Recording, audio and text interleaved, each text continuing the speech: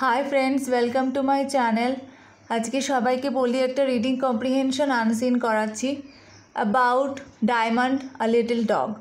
शुरू करार आगे सबाई के बोली आमार चैनलटा सबस्क्राइब करे राखो, ताहले आमि जा जा प्रैक्टिस कराबो तोमरा सबाई परपर पेये जाबे।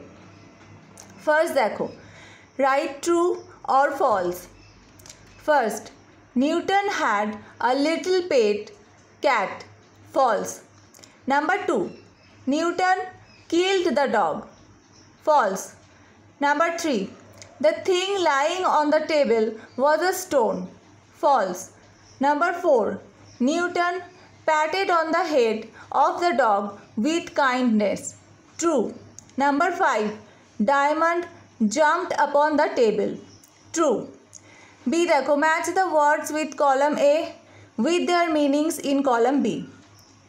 Pet, favorite, difficult, hard, mischief, harm, almost, nearly, grief, sorrow।